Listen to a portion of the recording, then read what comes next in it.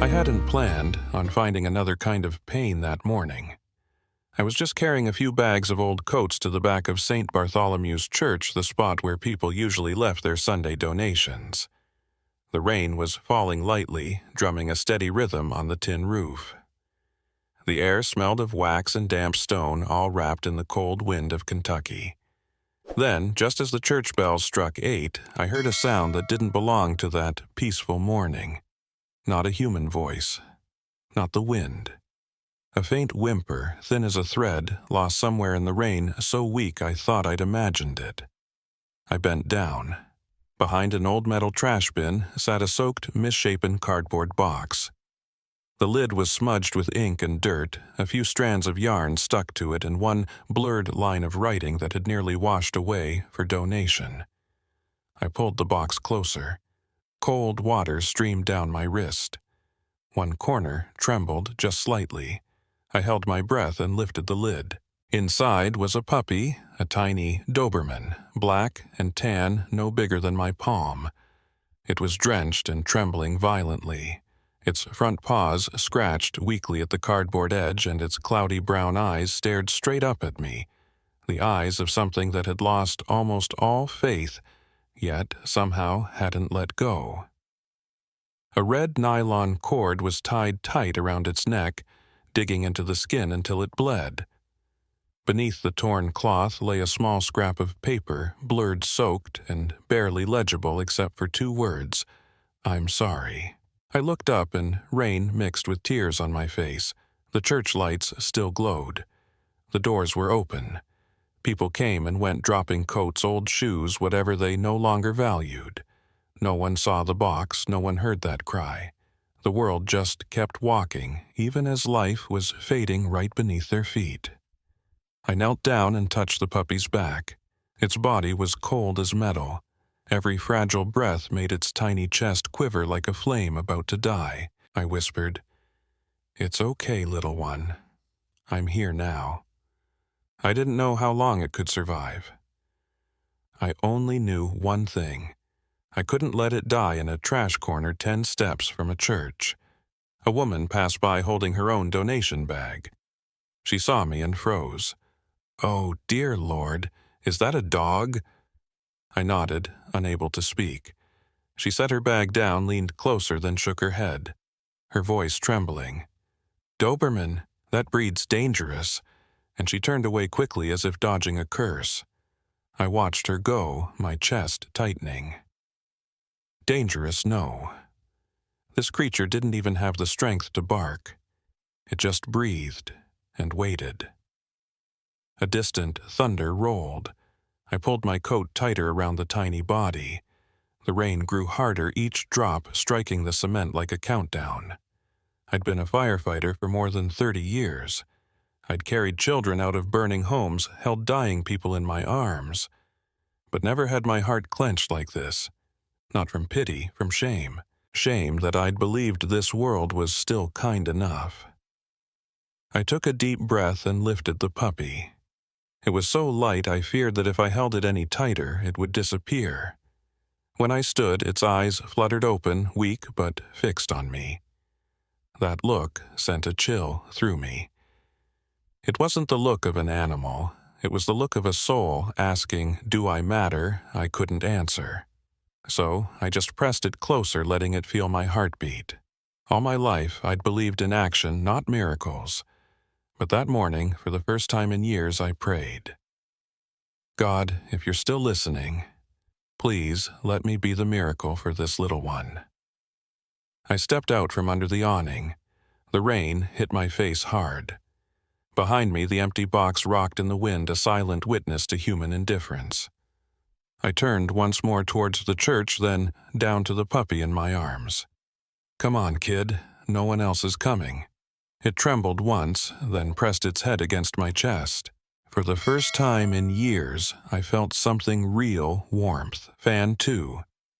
I carried him into the church's side room, the place where people pile coats and old things before they're sent off to the charity shelter. The little room was warmer than outside, but the smell of dampness and wet wool made my skin prickle. On the table, a few bags of clothes lay half-closed. Some battered old toys scattered about a dirty teddy lying on its back, staring at the ceiling. Everything there had once been loved. Now it was just donations. I set the little Doberman down on a sweater, my hands shaking from the cold and from fear. His body barely moved, only the faint rise and fall of his chest like someone clinging to a dream. I took a towel from the basket beside me and gently wiped the dried mud and blood around his neck. The skin beneath was scratched and mottled, swollen and red like the marks on a child who'd been beaten. A middle-aged man came in still holding an umbrella. "Walter, what are you doing?" he asked. "Someone left him behind the trash." I answered, voice tight. He raised an eyebrow. "Another dog. Those things are dangerous. Could be sick too. Best call animal control." I didn't look up. If they come, they'll put him to sleep. You know that. He hesitated for a moment, then sighed. "I'm just saying, maybe that would be better for him." Then he left, leaving me with the smell of rain and that weak breathing. I looked around. No one stopped. People kept coming, dropping off things, chatting and laughing, occasionally glancing over and then avoiding my eyes. A few children kicked a plastic ball down the hall. Their laughter rang bright. No one noticed that among the charity items, a living creature was dying. I'd seen that indifference before. As a firefighter, I'd watched crowds stand and film a burning house while no one called for help. People seem to save only what they deem worth saving. And here, this little dog, beaten, tied, abandoned at the Lord's doorstep, no one thought him worth saving. He let out a tiny whimper so small I had to bend close to hear it. His eyes opened cloudy and drifting between life and death. I laid 2 fingers on his chest and felt a heartbeat so faint I almost thought it an illusion. The church door opened. A small silver-haired woman stepped in. Nora Whitfield, a retired nurse who came by each week to tidy. She stopped when she saw me. "Walter, what are you holding?" "A puppy," I whispered. "Someone left him in the rain." She covered her mouth, then hurried over. "Oh my goodness." She immediately took off her gray knit scarf and wrapped it around the little body. "He's still a little warm," she murmured, her eyes misting. "We have to do something." I looked around again. The room was full of old coats, scuffed shoes, battered books, everything handed over with a touch of pity. But for this life, no one thought to give the gift of life. "Maybe God is watching," I said. Nora nodded softly, and waiting to see who will reach out. I bent down and laid the palm of my hand on the puppy's head. "You hear me, kid?" I said, my voice catching. "If you want to live, I'll help. But you have to try." His ears drooped, then barely perceptible. A little twitch, his paw jerked. I jumped and let out a laugh that sounded drunk with relief. "See? He hears you," Nora said, tears running down her cheeks. "He still wants to live." A child stood in the doorway and asked, "Sir, is that dog going to die?" I looked at him and answered, "If we stand and watch, then yes." For some reason, those words made the whole room fall silent. Even the church bell seemed to slow. I lifted him up and wrapped him tightly in Nora's scarf. "We have to get him to the clinic," I said. "It's still raining," she replied. "Better than letting him die here." I stepped out of the side room. The cold rain lashed my face, but I felt lighter. For the first time in years, I could feel another living heart in my hands, and it made my own beat strong again. And 3, the wind slammed against the windshield as I opened the car door. Rain poured down in heavy sheets, each drop striking the church roof like stones. I set the tiny dog on the passenger seat, wrapping him tightly in Nora's wool scarf, then shut the door. In my palm, he weighed almost nothing, a small bundle of wet fur and fading breath. Nora sat in the back seat, clutching her old first aid kit. Her voice came out hoarse but firm like an order. "Drive Walter. The road to the clinic is still open." I started the engine. It roared weakly, coughing like an old man. The car shuddered. The rain fogged the windshield and the wipers swept back and forth like a frantic heartbeat. I gripped the wheel eyes fixed on the road, slick as glass. Behind us, the church bells still rang, buried in the sound of the storm. Each toll felt like a reminder that time was running out and death doesn't wait. "Careful, the road's slippery," Nora called from the back. She was gripping a small box of medicine, her eyes darting to the shivering creature between the folds of the scarf. I leaned lower to check. He was still breathing, but barely. His tiny chest rose unevenly, sometimes stopping for seconds, that made my own heart stutter. "Hang on, little one," I whispered, almost a prayer. "Just a bit longer." It was a short drive, but it felt like a lifetime. Through the rain, the faded sign of Cedar Ridge Animal Clinic appeared ahead, its flickering neon glow like a fragile lighthouse. But just as I pressed the gas, the engine sputtered and choked. The car jolted. The dashboard lights flashed red. "No, not now," I muttered. Nora leaned forward, panic in her voice. "What's wrong?" "The air system's gone. Maybe the engine too." The rain kept pounding. The cold seeped in through every crack, numbing my fingers. The puppy let out a faint whimper, barely more than a broken breath. I gripped the wheel tighter, then said with sudden clarity, "No, we're not stopping here." I turned on the hazard lights and opened the door. The wind struck my face sharp as blades. Rain hit like nails. I cradled the puppy against my chest, pulled my coat over his head and motioned to Nora. "Get out. We're walking. Walter, you can't, I can." The clinic's less than half a mile. We left the car behind. The road was slick as oil, every step sliding. Water splashed up to our knees, cold biting straight through our bones. I walked fast, holding the tiny creature close like a fragile secret. Beneath the coat I could feel his breathing weaken.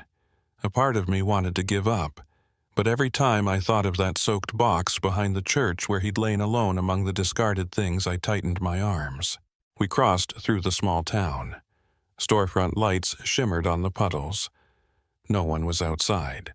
No one knew that two strangers were running through the rain carrying a dying heartbeat. Behind me, Nora was gasping for air. "Walter. I don't think he's going to make it. I know I said. But at least he won't die in a box. Not in the cold. Not alone." The rain suddenly eased. The air stilled for a moment, just the sound of our shoes slapping through water. I looked down. The puppy's eyes opened, faded brown, cloudy. They looked up at me as if asking something. Then one paw twitched barely. My throat tightened. "You see that, Nora?" She leaned in, almost not believing. He's still fighting." We kept moving faster now. When the clinic's white light cut through the rain, I heard his breath deepen, just one stronger beat. I pulled him closer. "That's it, little one. Don't stop now." We reached the door. It swung open, flooding us in cold fluorescent light. A young nurse gasped. "Good Lord, what are you two holding?" "Life," Nora answered. "And it's slipping away unless you help." I laid the puppy on the metal table, my hand still shaking. The white light fell across his black and tan fur. Such a small being, left behind between humanity's kindness and cruelty. I met the nurse's eyes, my voice steady and low. "Save him. I'll handle the rest." In that moment, I couldn't hear the rain anymore. Only the faint rhythm of a tiny heart still fighting, and somewhere inside my own chest, another one beginning to beat again. Fan 4. The clinic was flooded with fluorescent light. The air was so cold I could see my own breath fade into the sterile white of the room. The young nurse burst through the swinging door, shouting, "Dr. Naomi, emergency case." Within 10 seconds, Dr. Naomi Cruz appeared. A woman in her 40s with her hair tied up, her face drawn and weary from long night shifts, yet her eyes steady and strangely calm. She glanced once at the small dog and motioned briskly. Warming towels. Set up an IV. Put him on the table. I bent down and placed him on the metal surface. It was ice cold. The sound of the instruments clicked sharply in the stillness. Nora stood beside me, gripping my hand. Naomi pressed her stethoscope against the puppy's chest, her brow tightening. Heartbeats irregular. Body temperature is dangerously low, but... She looked up, her voice softening. He's still fighting. Those two words, still fighting, froze me. I didn't know why, but my eyes burned. I'd heard those same words back when I was a firefighter. People said them about victims trapped in wreckage, about lives clawing their way back from darkness. But now they were being spoken for a puppy no one had wanted. Naomi opened a cabinet, pulled out a small IV bag, and slid the needle into a vein beneath his paw. A clear stream began to drip slowly, one drop at a time, as if time itself was being fed back into him. I stared at his face. His fur was soaked and matted, but across his forehead a faint tan streak cut diagonally toward his muzzle, a mark that looked like a scar meant to prove he'd already survived something once. Nora's voice trembled. What are his chances? Dr. Naomi paused, sighed. If you'd brought him an hour later, he might not have made it. But now... She met our eyes, her tone firm. There's hope. I squeezed Nora's hand. We didn't speak. The only sound was the IV dripping steadily, the most fragile sound in the world yet. To me, it was like a hymn. As Naomi dried the little body, I noticed something wedged beneath the red nylon collar, a scrap of paper. I leaned down and carefully pulled it free. The paper was wet. The ink smudged, but a few shaky lines in ballpoint were still legible. I'm sorry, I have no home left. Please, someone save him. Naomi rested a hand on my shoulder. You see, people don't always abandon out of cruelty. Sometimes, they simply run out of choices. I went quiet. In my mind, I saw someone, maybe a woman, standing in the rain, setting down that box, walking away with the weight of guilt she'd carry for the rest of her life. Maybe she'd cried. Maybe she'd prayed that someone would hear that tiny cry by morning. Doctor, I said softly, if we save him, I want to keep him. Naomi smiled small but real enough to warm the room. Then you'd better give him a name. I looked at the little dog. The light reflected on his black and tan coat, glimmering like wet metal. He's weak, but he's tough, Nora said quietly. I nodded. Rook. Naomi tilted her head. Rook, like the chess piece. Yes, the one in the corner, often overlooked, but always the last line of defense. I looked down at the tiny creature, and he hasn't surrendered. Naomi chuckled softly. Rook, she called, testing the sound, and strangely his ear twitched. Nora gasped. Oh my God. He heard you. Naomi shook her head gently. No, not with his ears. Sometimes they don't need to. We stood in silence. The room was filled with a harsh white light, yet at its center there was a softer glow, a quiet warmth where Rook lay breathing weak but steady. Something was changing not just in that room, but inside me. It felt as if the coldest part of my heart had just been touched. Naomi spoke again, more to herself than to us. Some creatures are sent into this world not to be saved, but to save someone else. I looked at Rook. For the first time his eyes opened fully, still cloudy but deep like water after a storm. He wasn't trembling anymore. He was breathing slow and sure, as if he finally believed he was safe. I placed my hand gently on his head and whispered in my mind, You're not a donation. You're the miracle someone accidentally sent to us. Fen Nam.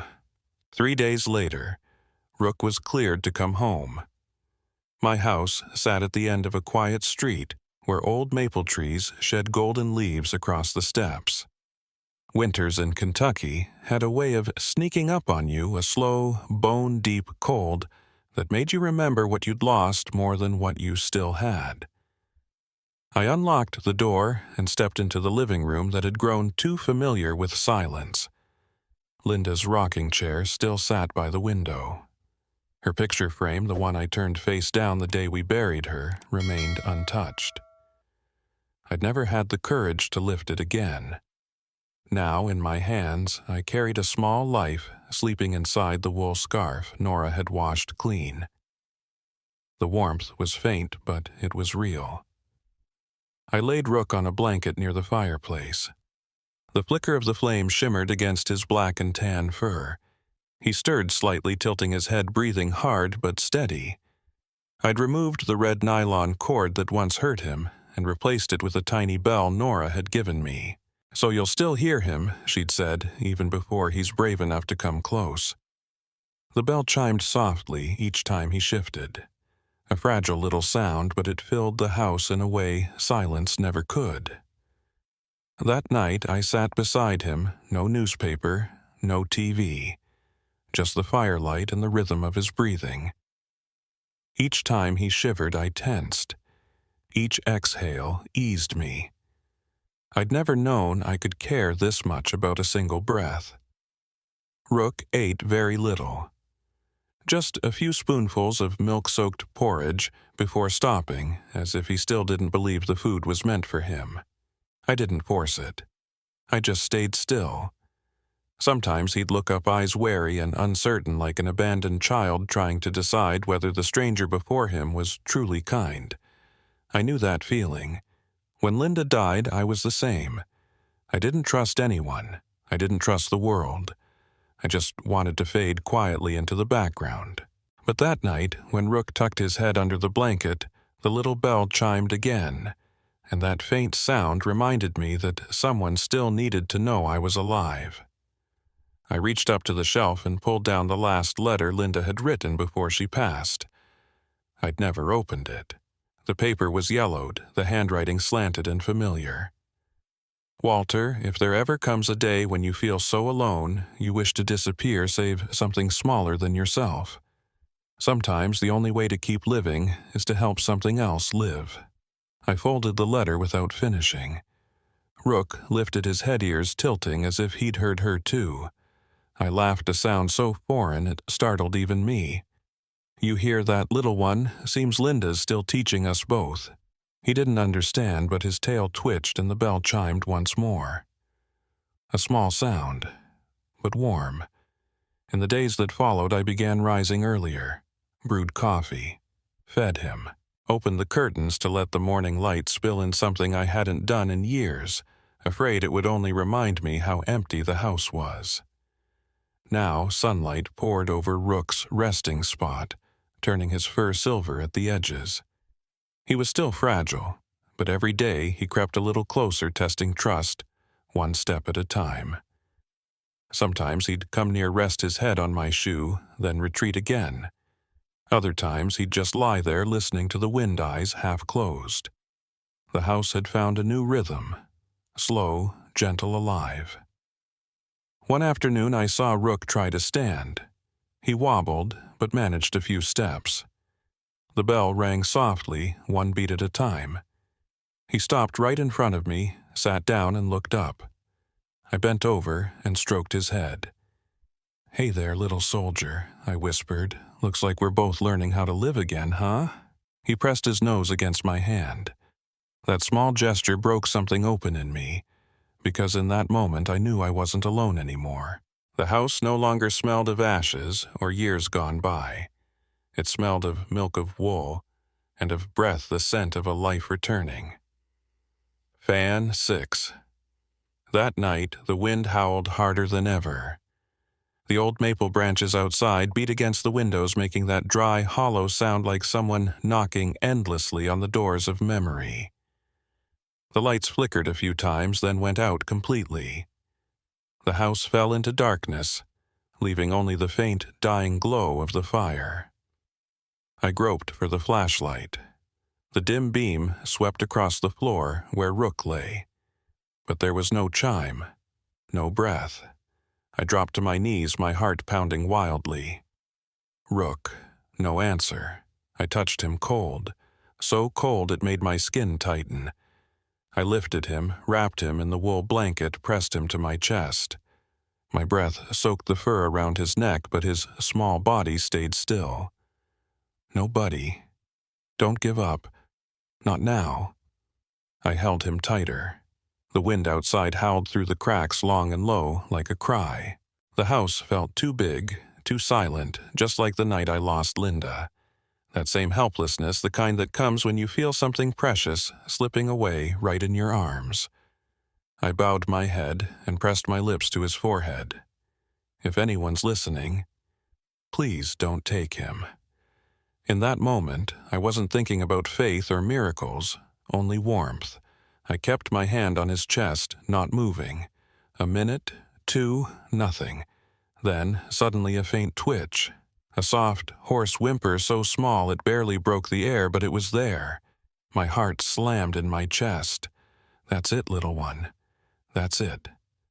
I leaned close, whispering into his ear, my breath mixing with the wind. You're not in that box anymore. You're home. Do you hear me? You're home.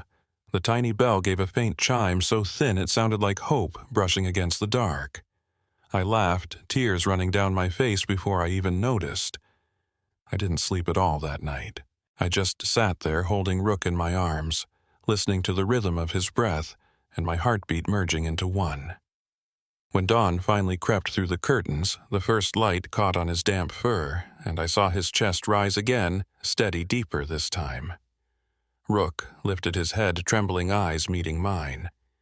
And I knew he had just crossed back from the edge on a bridge built out of pure faith. I whispered, my voice rough as the wind. Welcome home, little soldier. Fan 7. That morning, the wind had finally calmed. After a sleepless night, I was still sitting by the fireplace. Rook resting quietly in my arms. The first light of day streamed through the window, painting faint golden streaks across the wall. Rook slept soundly, breathing steadily, his small chest rising and falling like gentle waves. I hardly dared to move, afraid to disturb the fragile peace he'd just reclaimed after his battle with death. I poured a cup of coffee and sat down. Then, there it was, the soft jingle of a tiny bell.